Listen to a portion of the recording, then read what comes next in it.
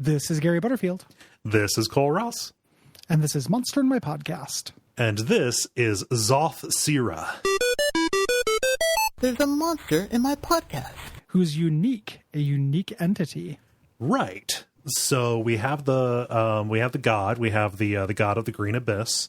Remember that thing that lives in the big old lake and mutates things into monsters.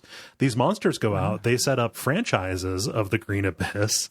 And this thing, this specific spawn, or this specific peer of the Green Abyss, Zoth Syra, kind of goes and acts like the queen of these little Green Abyss fiefdoms. Yeah. Yeah.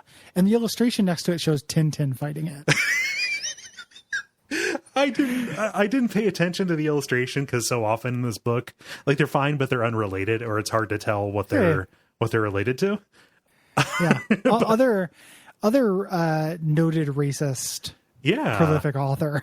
He eventually he eventually came around. Like, he had a reckoning for himself about specifically, like, Tintin goes to the Congo or to the Dutch Congo or something like that. Doesn't make it that he didn't do that, but that is a thing that is brought up. How did Tintin redeem himself? Did Tintin just get uncanceled? the author came out and said, like, yeah, that was a big mistake. I probably shouldn't have done that. I feel differently now. Can we please just talk about Tintin going to the moon? That's a fun one.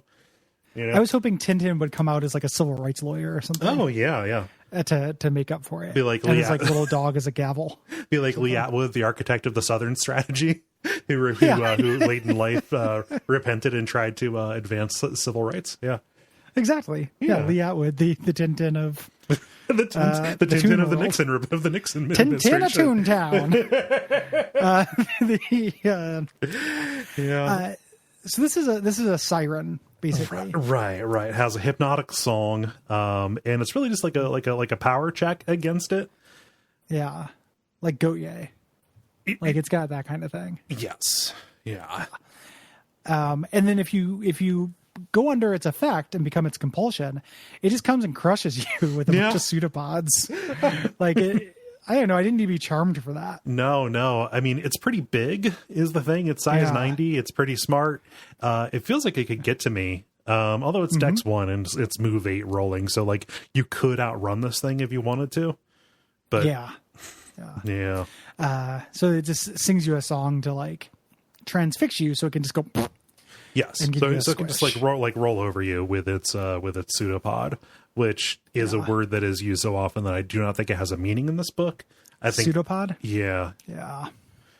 There's a lot of pseudopods going on in here. Yeah. I also like it has shifting sensory organs, and I like to think that it's all just noses. Like, all these noses are bubbling up to the top, like the sniff of Zoth Syra. You know, just somebody is just changing the sliders in Oblivion, like.